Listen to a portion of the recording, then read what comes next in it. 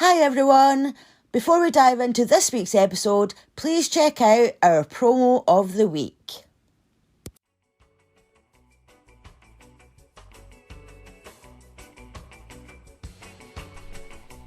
Hello, true crime fans. This is Jim, and I do a show called The Friday Night Music Party. Just about every Friday at 6:30 p.m. Eastern in the U.S. Google what time that is for you, wherever you're at. Play all kinds of different music from all sorts of different genres. Everything from Daft Punk to Dwight Yoakam, and just about everything in between. Trust me. And I take requests. You can find me on Twitch. That's where the show is, twitch.tv/Friday Night Music Party, all one word. And all the old shows, which are just as good as the new ones, are on Mixcloud at mixcloud.com/Friday Night Music Party. But right now, you are listening to everybody's favorite two Scottish sisters from a secret undisclosed location in Alaba, describe to you murder, mayhem, and misdeeds. This is the CrimeDivers pod. Please enjoy it. And when it's over, come and check me out. Happy criming.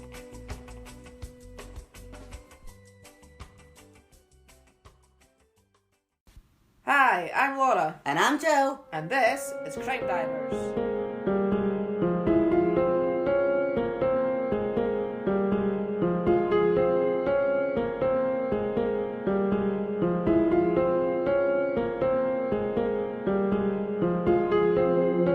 Hello everybody, welcome to today's episode. Hello. So as usual, before we start, we'll just plug our Patreon. So if anybody would like to come and join us over there, it's patreon.com/CrimeDivers. We have 3 tiers. The first one starting at just £1 a month. You get ad-free episodes, early access to episodes. You can get 2 bonus episodes a month. And there are some really good episodes on there, you know. Yeah, there's actually quite a few now, I would think. Yeah, I mean, if you like listen to us and you want to binge, my God, you'd get a good binge now. Yeah, there must be quite a few. I don't know, about a year's worth on there, I think. Yeah, I know, and Because there's I some think- good ones. Yeah, I think we started up maybe about October, November last year. Mhm. Maybe. Yeah, something like that. But yeah, no, Yeah. definitely a good back catalogue there to go and listen to. Yeah, there definitely is, and you know, it's not like a contract or anything like that. You can sign up whenever you like. You can cancel whenever you like. But yeah, it's worth going and having a look at anyway. So today's missing person, Laura, it's your turn to Yeah. highlight who is it we're looking for this week. It is a girl called Abby Lynn Patterson. She actually went missing 4 years ago now. Right. On September the 5th, 2017, from Lumberton, North Carolina. She'll be 24 now. So obviously she was about 20 when she went missing. Yeah. She has brown eyes. She weighed 140 pounds. She had brown hair. She was 5'7". She has a tattoo of a bird on her shoulder and a birthmark on the back of her right thigh. She was last seen wearing brown shorts and a white shirt. So the Charlotte Division of the FBI and the Lumberton Police Department in North Carolina are seeking assistance from the public to locate her. She was last seen on September 5th, 2017 at around 11:30 a.m. She had left her home on East 9th Street in Lumberton, North Carolina, and was seen getting into a brown Buick. She's not been seen since, and she's not had any contact with family or friends. So if anybody does have any information, they are asked to call the FBI Charlotte Field Office at 704-672-6100 or the Lumberton Police Department at 910-671-3845. And you may also contact your local FBI office or the nearest American embassy or consulate. Okay, so I will put that information in the show notes, and obviously I'll put it on our social media. So if anybody sees that post on the social media, can you share it, retweet it, you know, whatever. Just get her name out there. And So hopefully it may help. you never know. You never know. I mean, like, all we can do is try. Exactly. I know it's been a few years now, so it's obviously, not a recent one, but, you just don't know. Yeah, but, it doesn't matter how old it is. They're missing is missing. Exactly. So any information would be great for the person's family. Absolutely. So yeah. Shall we get on to today's case Yep. then. So what's it called? It's called a triple murder. And where in the world are we? We are in Australia. Had to think about that there. Cool. Are you ready to dive in? Let's dive in. So this case, Sorry. Laura's still got a cough. Sorry. You need to get rid of that. I know. Take some medicine. I have. So alright, I'll start again, shall I? So, Can you open your juice up? do you want some juice? Sorry, everybody. I ran out of juice. And that's the juice pouring. Yeah, that'll do. Thank you. Right, sorry. Start again. So this is to hopefully Laura try and stop interrupting with her coughing. Yeah, we're drinking. Yes. You should have really checked that before we started I know, recording. I should have filled up my bottle. I'm sorry. Yeah. Right, are you ready now? Let's dive in. Come on. Just as well we're just at the start. I know. Sorry. Sorry about that, everybody. So this case took place in Kapunda, which is about 50 miles north of Adelaide. Kapunda, yeah. Sounds like an interesting name of a place. It's a small town, once home to a bustling mining community. Its metal mine is Australia's first commercial metal mine and is now a tourist attraction. It's a little bit isolated, and if you live there, you're basically living a very stereotypical Aussie country life. You grow up with people and you will know them all your life. It's one of these places where everyone knows each other and it's a very tight-knit community. Mm-hmm. So, at the 2016 Australian census, the population was 2,917. So, again, it's a small one. Mm-hmm.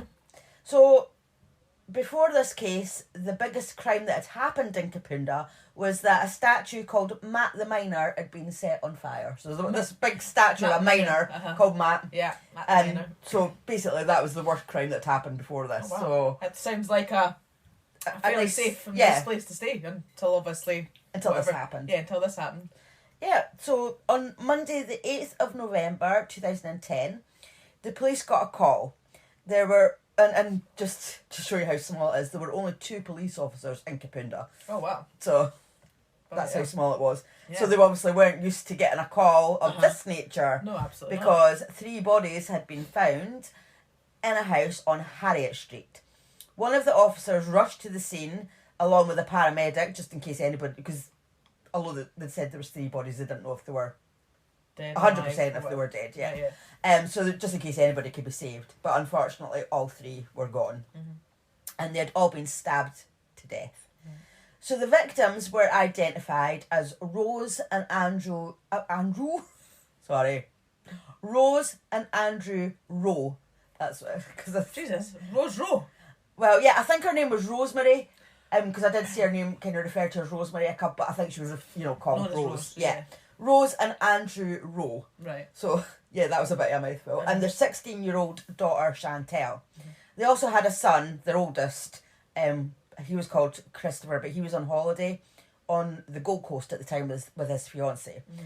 So, and the way that he found out that his family had been murdered was by seeing his street on the news. Oh, no way. Yeah, he saw that there was death, basically, on his street. Mm. So he wrote a post on Facebook because he couldn't get hold of his family. Mm-hmm. So he put a post on Facebook saying, can somebody go and check on my parents? Like, I've seen on the news that there's been a death in that street. That's where I live. Yeah. Or, well, that's where my family live, because I think he'd moved out by this point. Right. But that's where my family live. So somebody actually replied saying it's all good. Oh, okay. So he was like, relieved. Thank God for that. But unfortunately, the person who had replied had mistaken which house it was. So he'd obviously thought his family lived in this house. Ah, right, okay. He'd checked to see on that house. Yeah, the residents are fine and well. Yeah. But it was the wrong house. Oh, no. So can you imagine? Mm-hmm. So obviously, Christopher went on to find out that his parents and his sister were all dead. So absolutely awful. Oh, terrible. So he rushed back from his holiday and he was questioned as he needed to be ruled out, and he was cleared. Nothing to do with it, but they always have to question the family, don't they? Of course. So the police said that it was such a frenzied attack, so it looked personal and to be someone who knew the family and not just some random attack. The Rowe family had moved to Kapunda a few years earlier with Andrew running his own carpet cleaning business, and they'd all settled into the community really well. They didn't seem to have any enemies. So, you know, the community was worried because they were like, well, what if it was a random attack? You know, like, are we safe? Nobody felt safe. So police started knocking on doors and asking questions, and then an anonymous phone call came in saying this person phoned in and he says, I've read a post on Facebook, and this post says this person's done something terrible, and they didn't know how they were going to live with themselves. So they're like, okay. It's a bit suspicious. Yeah. So the person who posted this on Facebook lived close to the crime scene and did actually have a link to the Rowe family. So they're like, It's a bit dumb, isn't it? Well, no, it wasn't, because he wasn't talking about that. Was it not? So it did look like he was talking about the murders, but the officers went to this guy's house and he was questioned, but it turned out he was talking about a domestic dispute that he'd had with his family.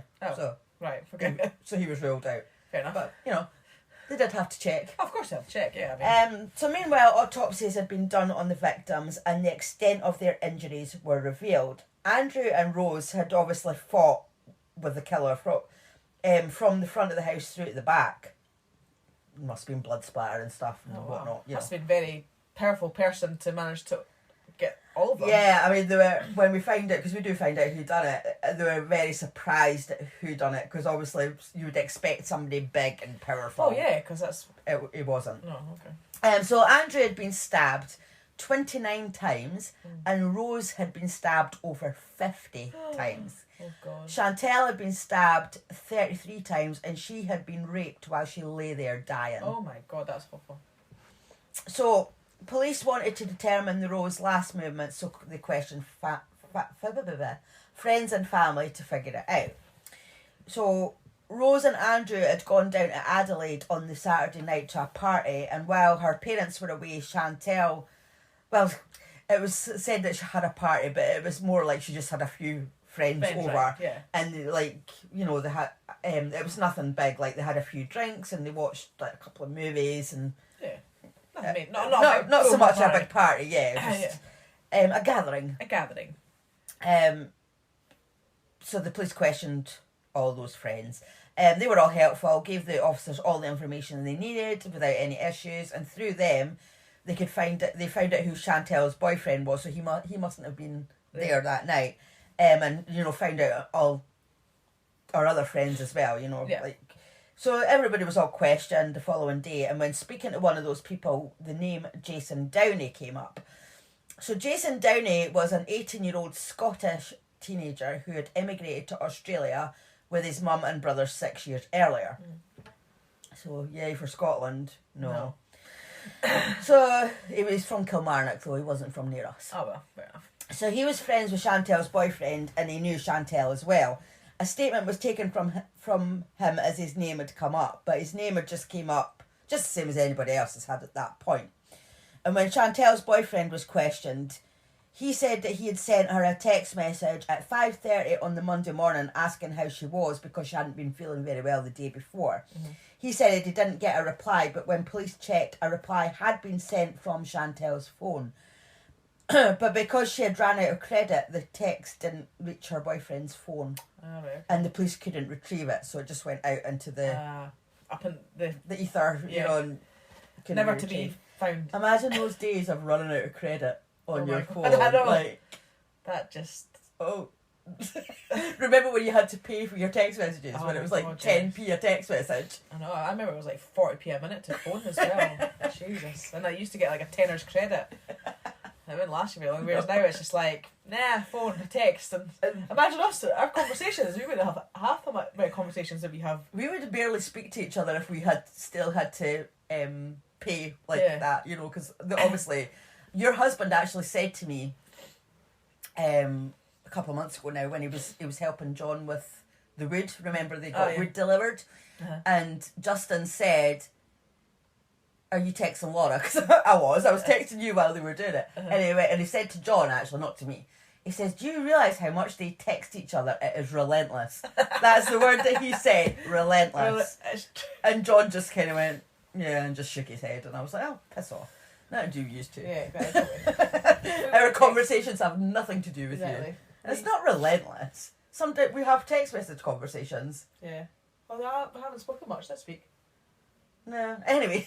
That's because I've been busy doing podcasts. Yes, stuff. that's true. So, where was I? Because we just totally went off there. Actually, our phone... Yeah. So they knew that it couldn't have been Chantel who replied, because she would, obviously they determined that she would have been dead by now. So, so it would have been the night before the Sunday night that the family were killed. Right. So it must have been the killer. But her boyfriend was interrogated, but he was ruled out as a suspect. So obviously forensics were searching the house, and eventually a fingerprint was found. Unfortunately, though, it didn't match any on the database. Mm-hmm. So it looked like whoever committed the murders didn't have a criminal record, because obviously they weren't on the database. Yeah. So on the 13th of November, a DNA profile was obtained from the semen that was found on Chantel. And they loaded that onto the database, but again, no match. Nothing. So investigators had, of course, been questioning anyone and everyone associated with the Rowe family. It's not Rowe, it's Rowe. But by this time, the police had gathered that Chantel was most likely the key to the investigation. Right, okay. Basically, just because she was the one who was raped as well as so it's stabbed. like somebody more that knew her rather than... Yeah, so it's like... Well, it'll come to it, but they kind of gathered that she was the one who was being attacked, and the parents have obviously kind of walked in on it, or tried to... And that's why they've been killed, because they've interrupted it, or So they started to take samples from all of Chantel's male friends, so that they could be eliminated. And as they were doing this, one of the statements taken from a friend set alarm bells ringing. One of the officers was reading through all these statements, and it came across this particular one and just said, something's not quite right here. This person who had given the statement had started to give an alibi when they hadn't even been asked for one. All right. So this is when they were just taking samples and whatnot. So he had made some comments about not being invited to the party and not having a girlfriend, without being prompted. Yeah. Which was just like, just didn't sit right. Too quick to give information that wasn't needed. Yeah, exactly, or what hadn't been asked for yet. So the investigators decided to look into this guy's background, and they phoned his employer just to basically kind of find out what it was like. What he was like, what kind of guy he was, and what do you know about him, and things like that. They then went to his house the following day, and a DNA sample and fingerprints were taken from him, which he had volunteered without any problems. So this person was Jason Downey. Jason Downey, the Scottish teenager. So he freely offered to help with inquiries, and when officers were taking his fingerprints, they noticed that he had cuts on his left hand. Because of the nature of the attack on the Rowe family, police suspected straight away that these could have been caused by any of the murder victims, obviously defensive ways. But Jason said that he had hurt his hand by falling off a push bike, and because he had such a relaxed attitude and he was so willing to help, the officers, they actually did think it was possible that he was telling the truth. That these wounds could have been from a bike. And as I said, he was just relaxed. He was like, I'll do anything I can help, However, 2 days later, the results of the DNA came through, and the sample found on Chantel was a match to Jason Downey. Was he overconfident, or just... I don't know. Didn't think that he was going to get... Maybe just thought he wasn't going to get caught. I've no idea. So they decided to arrest him later on that evening. They could have just marched into his workplace and arrested him there, but he was a mechanic, and they were very aware of the tools in the garage that could have been used as weapons. But they were also wary about arresting him at home as well, because if his mother and there was another female that lived in the house. I don't know who she was, but if his mother and the other female were at home, he might take them hostage. So I'm kind of thinking, because it's such a small town, they're not used to this kind of thing. That's why they were so... Because usually you don't hear of them being so careful about it. Yeah. How they arrest somebody, they would just go and do it, wouldn't they? Yeah, exactly. So that's why I'm kind of thinking, because they maybe never had to deal with this kind of thing before. So police didn't want to alert him that they were about to take that step, because they didn't want to endanger anyone else. Right. So officers set about planning a way to get to Jason. So what they decided to do was to ask him to come to the police station to sign his statement. So throughout the investigation, they had asked a number of people to come in and sign their statements, and Jason's was unsigned. So it wouldn't seem strange to him, because he knew that other people were doing that. So obviously he wasn't going to think anything of it. Uh-huh. So they phoned him at work and asked his manager to tell him just pop into the station. We need him to sign a statement. That's fine. So Jason was dropped off after work.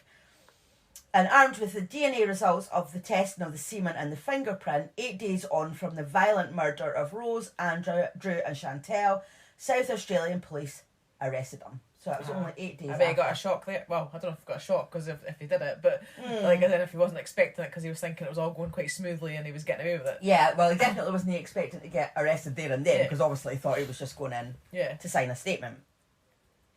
So when questioned, he said that he had had consensual intercourse with Chantel a few months before.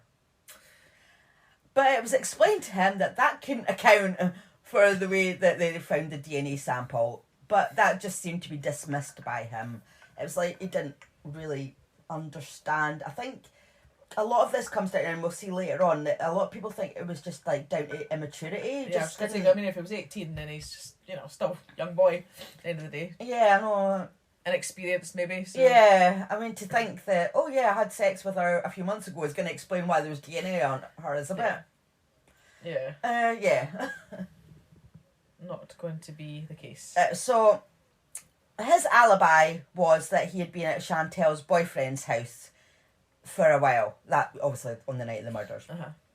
He had left there and driven down to a nearby town to McDonald's, and then visited a few other places. And when he came home, he had an argument with his mum, and his mum locked him out of the house, so he'd had to sleep in his car that night, and that was just after 11 p.m. that happened. He'd went home, had an argument, mum had locked him out.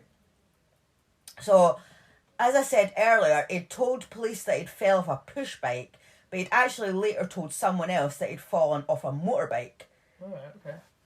If you're going to lie, get your stories right. Well, I was just going to say, there's a big difference between a push bike and a motorbike. As soon as people start lying, to me that's right, red flag, ding ding ding, get him in. Yeah. There's a reason why this person's lying. Yeah, exactly. He's either covering up for himself or he's covering up for somebody else. Exactly. Why else would you lie? And he couldn't explain why his DNA was on Chantel. They had also been told that they had also been told that Jason was obsessed with Chantel and that he fantasized about her and became jealous of his friend who was dating her. Uh-huh. So the case went to trial, and when goodness sake, his name is Jason. See, you wonder how I got confused. His name's not Jamie, and it's not police. No. It's Jason. I actually thought you said Janie there for a sec. Well, maybe. I don't know. It could have been. Anyway, it's Jason. Jason Downey. So when he arrived, one reporter actually said, quote, "I thought they brought up the wrong person. I thought they brought up some skinny drug dealer that had been caught on a street corner selling meth to some kids," end quote. As I said, you said earlier, it sounds like a big, powerful guy. He was just a skinny teenager. Teenager. That, he wasn't big and muscly. Yeah, how did he manage to overpower two adults and... So that's it. That's why that guy thought, nah, this is the wrong person. How did he do that? And because it had been such a violent crime, people were expecting this big muscly guy, not some wimpy looking kid. No. So Jason maintained his innocence during a number of appearances in court. And the trial was supposed to be 6 weeks, but it actually took over a year. Oh, wow. Part of the reason was because the police were continuing their investigations. So obviously, they arrested him 8 days after. Yeah. So I don't know why it was going to trial so quick. Surely they should have been kind of keeping their investigation going. Yeah. I don't know. I'm not an expert. Gathering more evidence and stuff before they took it to trial, but... they were continuing their investigations and they wanted to make sure they had everyone locked down tight. And the other part of the reason was why it took so long was because Jason Downey himself, what no one knew at the time was that he had started calling his mum and his brother from jail, and he was writing letters and talking about the fact that he didn't do it. The police had came across correspondence with his mum and brother where he blamed a man in dark clothing with a green shopping bag, and he said that he saw this man running out the house. So obviously they had to like look into that, didn't they? You know. But he also wrote, quote, "I fucked up, Mum. I was in the house and I cradled Chantel as she died, but I didn't do it and I should have told the cops. I'm so sorry." End quote. So now he's admitting that he was actually at the scene of the crime, but he still didn't. saying that he didn't do it. He didn't do it. Yeah, he was. Well, yeah, we'll get on it. So from reading this, obviously the police had to be 100% sure that they were right with the DNA and the fingerprint evidence. They were still looking for any circumstantial evidence that could put Jason at the house at the time of the murders. Mm-hmm. They continued to talk to witnesses about his attitude. They talked to people about his obsession with Chantel. They scoured his Facebook page, his Bebo page. Bebo. Oh, God. You know, when I listen to American podcasts, they always talk about MySpace back in the day. Uh-huh. But I never used MySpace. It was Bebo. Yeah. That I remember everybody using. I mean, I remember hearing of MySpace. Yeah, I never used it. I knew it was around, but Bebo I think I was probably a bit old for Bebo as well when I used it, because I was in my 20s, I think. Was it as late? I thought I was in my 20s. Well, we could have both been in our 20s at the same time, you know. Just. That's okay true. then, maybe 30s then, early 30s. Yeah, because I remember when I lived at Meadowbank, and I remember using Bebo then. I don't know how much before that I had it, but... maybe I was late 20s, early 30s, maybe. Yeah. But I do remember using it and thinking, maybe I'm a bit old for this, because at the same time my teenage daughter was using it. And your little sister. So yeah, I do remember. I didn't use it much. I mean, I had an account, but I don't think I really remember used having an account, it. and I don't know how much. I think Facebook obviously came around not long after Facebook that. was long. Yeah, I was more Facebook than. Yeah. So. But anyway, he had a Bebo page. So they scoured his Facebook page, his Bebo page, his internet usage for connections to Chantel, his text messages, his use of his phone, all those pieces of evidence that would paint the picture of someone who would do anything to be in a romantic relationship with Chantel. To eliminate these ridiculous claims that he was making of a man wearing dark clothes, carrying a green shopping bag, running out of the house, to counteract his claims of I was there and Chantel died in my arms, but I didn't murder her. Mm-hmm. So, whilst trying to prove that Jason's claims were false, South Australia police uncovered more damning evidence against him. Right. So they had found a digital camera on the kitchen table in the Rowe's house, and when they examined it, they found photos of a family lunch that they'd had on the Sunday afternoon. Those photos showed that Chantel was holding a USB stick, and that USB stick was later found in Jason Downey's bedroom. And the lanyard that it had been on was found in his car. Right. So, So they also found blood. They also found blood in Jason's car, which turned out to be Rose and Andrew's blood. They discovered a failed login attempt on Chantel's laptop sometime after she was murdered, and there was some blood staining on the keyboard, but unfortunately that wasn't enough to get a DNA profile from it. But the fact that he's got the USB stick. What was on the USB? We don't know. I don't know if it was anything. It might have been nothing. Yeah. It was just the fact that it was in the... She had it on the Sunday afternoon. Those photos of her, and then he had it. Yeah. So obviously that put him at being in the house at some point. Yeah. So more than a year later, 1 year and 1 day to be precise, after the triple murder, so on the 9th of November 2011 came one of the biggest turning points in the case so far.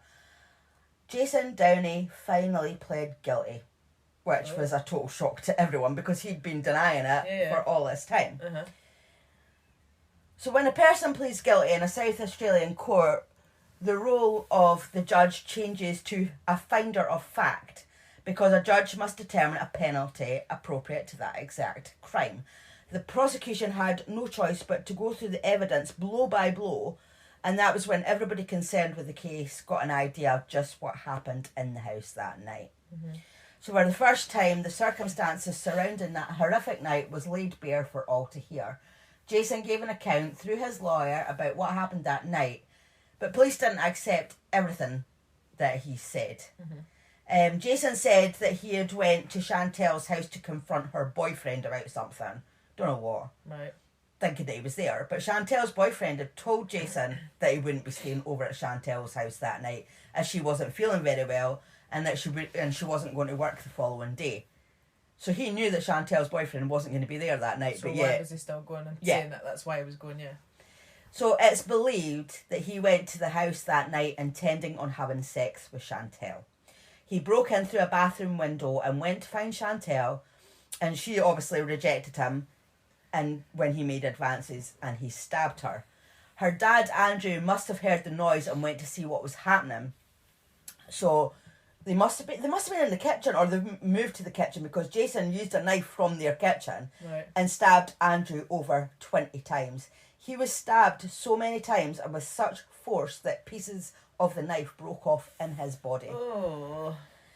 And then there was a confrontation with Rose, so she must have obviously heard a commotion going on, and she's came to see what's going on, and Jason's grabbed another knife, and she was stabbed numerous times. Jason then went to Chantel's bedroom where she was hiding under the bed. So he'd attacked Chantel, but he hadn't killed her. Right. And she's obviously went and hid under the bed. Yeah. So this kid has heard her mum and dad being stabbed. And she was hiding under the bed. She was bleeding from where he'd already attacked her. He dragged her out from under the bed, put her on top of the bed, and continued to stab her. As she lay dying, he raped her. Then he undressed her, put clean clothes on her, but obviously try to get rid of the evidence, I think, with their clothes, and then he left her on the bed. So after a frenzied and prolonged attack, Jason attempted to cover his tracks, but also he decided that he wasn't finished with his rampage yet. Right. So he was mopping the floor around Andrew, obviously trying to clean up the blood, and he paused to stab him several more times, even though he was already dead. Okay. Why would you do that? He's already dead, and he's decided to stab him more times. Like, what are you going to get out of that? So he then noticed that Rose was still alive and was trying to make her way to the door. So he stabbed her again until she had been stabbed 55 times and was definitely dead. So Jason then gave up on trying to clean up the crime scene, and he left bloody sock prints as he ran out of the house. Nobody saw him leave, and all that anybody heard was Rose screaming "help" 3 times and a noise like something falling over.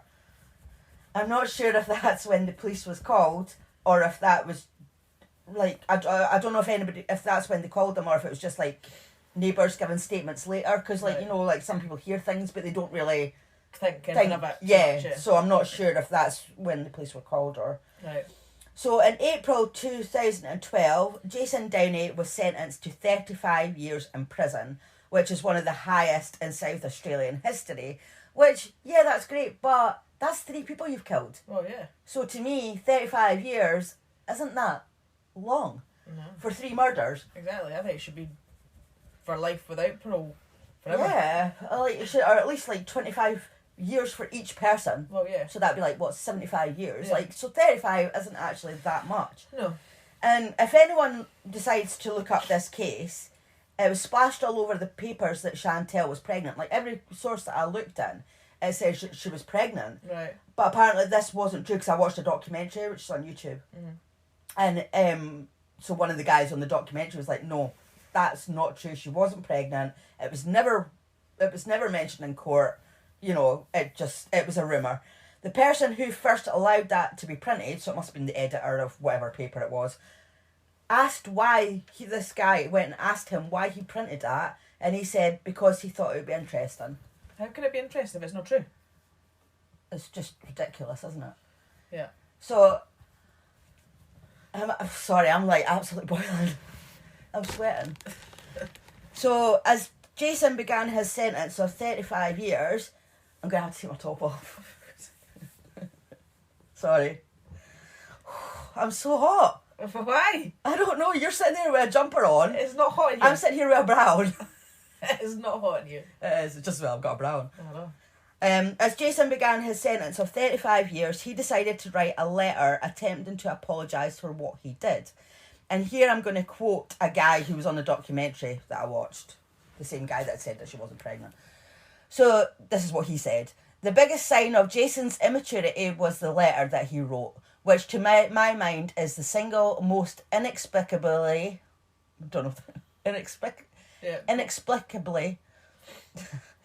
inadequate apology that has ever been committed to paper. It's juvenile, the handwriting is juvenile, there are loops for eyes, there are missing words, there are random capitalizations, there are spelling mistakes all through it, and he apologises saying, for my recent actions. He didn't say, for what he did, it was for my recent actions. Not even acknowledging the fact that he'd murdered people. And he said how sad he was that he no longer has a car and a career. Right. Well, then you should have killed people. So there's no perspective, there's no insight. He may well be sorry in a limited way, but he doesn't understand fully what he's done. Laura's now fanning me with a book. Seriously. I'm so hot. Is this helping? Yeah. So carry on. But he doesn't understand fully what he's done, just that incredibly blinkered, narrow understanding of what he's done and the tragedy that he's perpetrated.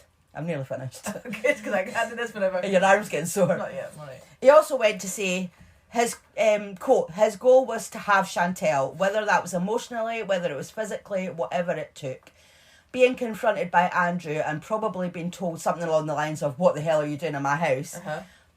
Being questioned caused the snap. I don't think this was premeditated in the sense that he went with the intent to kill, but he was prepared to do whatever it took to make Chantel his that night, up to and including murder in a way that he hadn't prepared for, end quote. So this guy showed no remorse whatsoever. And the only reason that he pleaded guilty, in my opinion, is because if he'd pleaded not guilty, he would have got 42 years. So I think he only pleaded guilty so he'd get 35 years. Right. Great. I mean, why? Oh. So even 42 years wasn't enough in my opinion. No, I mean, to be fair, not at all. I think he probably deserved a lot more than that. Yeah. So, and all of that because he wanted to have sex with somebody that he was obsessed with. And her parents obviously heard the commotion of him attacking her and they got killed because of that.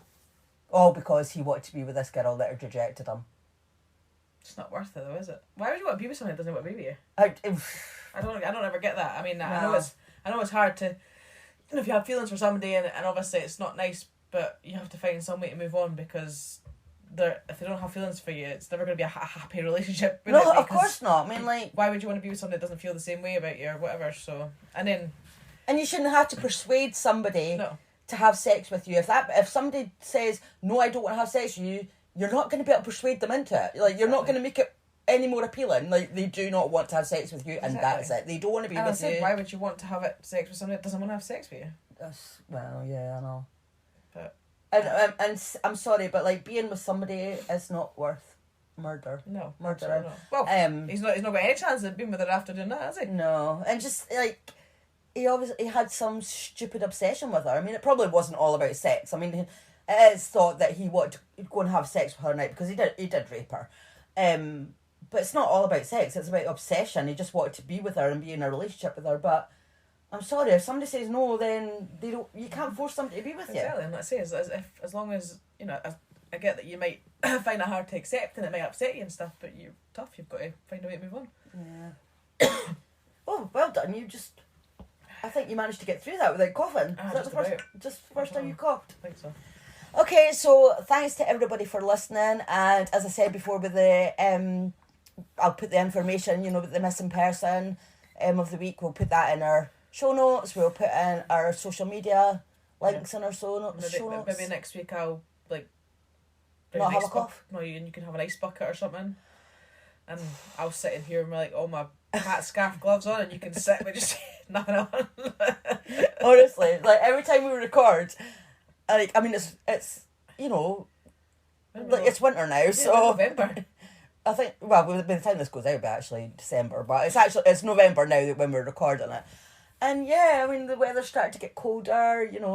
John had to defrost the car this morning before he went to work. Got my winter jacket on. Yeah, she's got her winter jacket on, the jumper, t-shirt, and I'm sitting here with a brown. And other stuff. Well, I've got buttons on, Yeah, but like my top half, I'm just sitting here with a brown. I just get hot. Oh, so easy. Yeah.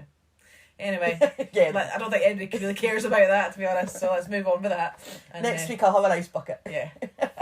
Sit there with some ice in your hood or something. So thanks everybody for listening. Yep, and if you don't already, please don't forget to subscribe, rate and review. And we'll be back next week. See you later. Bye. Bye.